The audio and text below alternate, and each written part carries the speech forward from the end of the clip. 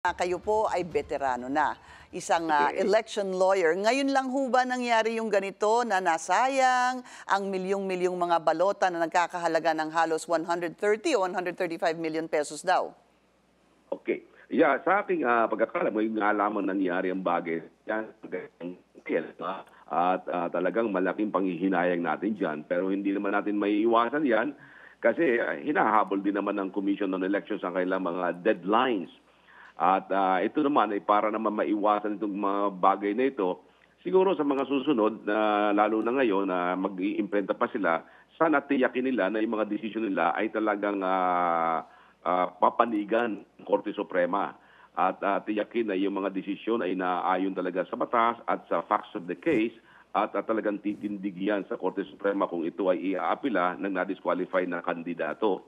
At para din maiwasan yan, bukod yan sa ganyan mga uri ng desisyon, sa ngayon siguro ang aking masasabi ay dapat lahat ng mga kandidato na didisqualify ng COMELEC na may nakabimbing pang kaso sa Korte Suprema ay isama na nila sa balota para kung sakali magkaroon uli ng isang TRO pa ang Supreme Court ay at least ando na ang kanilang mga pangalan. At any rate, hindi naman pwedeng tanggalin kaagad ng COMELEC ang pangalan ng mga kandidatong na-disqualify.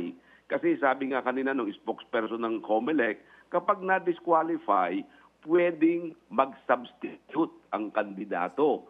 So in other words, bakit nila tatanggalin yung na-disqualify? Ganong it is still subject to substitution, lalong-lalo na kung iyan ay nominated by a political party. Maliwanag sa batas na ang substitute ay dapat may same surname kaparehong apelyido noong nag-withdraw. Nang ibig sabihin, yung pangalan ng disqualified candidate andoon pa rin sa balota. Opo. At lahat ng boto na tatanggapin na nasabing disqualified candidate ay ibibigay doon sa substitute na kapareho ng kanyang apelyido. Parang wala din pong kalituhan doon kahit ma-disqualify, sabihin po natin ang web, pero ang kapalit naman ay web din. Example lang po yun. Yes. Mabibilang po yun bilang boto. Mabibilang din. But Yes.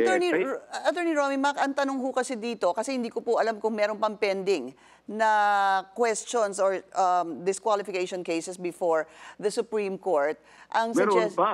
Meron pa kasi katulad ko may pending case pa rin kami dyan, na nakahain na hindi pa na-action ng Korte Suprema. At next week, inaasahan namin na sana ito ma-action din ng Korte Suprema. Kaya at kanina, kahapon nasabi rin ni Chairman Garcia na kung sakaling magkaroon pa rin ng mga TRO na i-issue ang Korte Suprema dahil sa may mga nakabimbing pang kaso at nakapag-imprenta, wala silang magagawa kundi mag-reprint uli ng nasabing mga Yun na nga po, balota. yun po ang gusto kong tanungin eh. Ang sabi niyo po, ang magandang gawin ay ilagay na lang po yung lahat ng mga pangalan, especially yung may mga pending na Yes, disqualification. hindi mga pending lang kasi nakapending na yan, na-disqualified nila, nakapending. So anyway, ay kung sakali yun ay maiboto pa rin at later on disqualified, hindi naman bibilangin, hindi naman Opo. i-consider na valid votes yun, Yung mga partido o yung mga kandidato na apektado, they could always file the necessary motion before the COMELEC. In other words, it's more prudent, no, Attorney Romy Mac, isama na lang nila yung mga pangalan. Kukunti na lang naman yan eh. Oo. Wala nang 10 yan, wala nang 7 yan, Kaya sa akin, kung sa kanila, yun ang gagawin ko para sigurado ka na hindi ka na magkakaroon ng reprinting pa ng mga balota. Sayang ang pera at panahon. Sayang. Hindi ho ba? In this particular case, we spent about 130 million kasi sa 6 million ballots at 22 pesos per ballot. More than 130 million pesos yan. Para maiwasan yan, anyway, sa palagay ko wala nang 10 yung pending sa Korte Suprema, ganun na lamang siguro ang pwedeng gawin ng ating Commission on Elections. Ang tanong, yun ho kaya ang kanilang gagawin or magpapatuloy po ang kanilang pag-imprenta ng balota next week? Sana nakikinig sila dito sa bilyonaryo para malaman nila meron tayong ganong suggestion. Yun naman ay sa aking suggestion lamang with due respect to the COMELEC. Ayoko silang pangunahan, pero bilang isang election law practitioner, yun ang nakikita kong pinaka-practical na solusyon para hindi sila mag-alaala na baka magkaroon na naman ng reprinting of the ballot. Okay. Dito po tayo sa premature, yung tinatawag po na premature campaigning naman.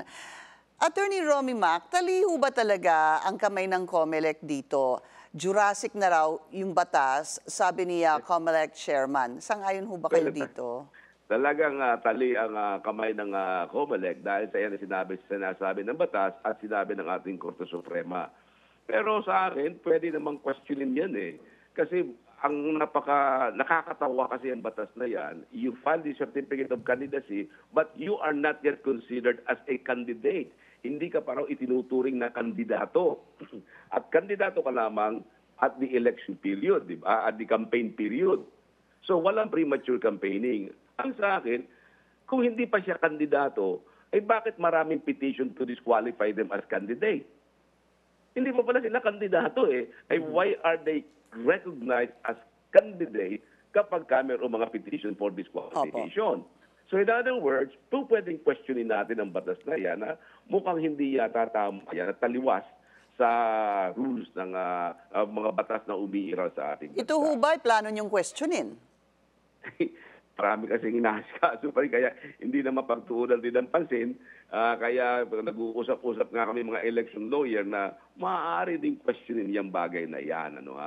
At mapag-aralang mabuti. Okay. Kasi nga, ang aming contention ay kung ganoon, bakit nyo kami dinidisqualify? Hindi pa kami kandidato. Hindi pa pala kandidato. But Attorney Romy Mac, sa palagay niyo ho ba, para po sa inyo, once you file your certificate of candidacy, ay dapat, number one, you are considered a candidate and anything after that ay dapat parang pasok na po sa tinatawag na campaign period?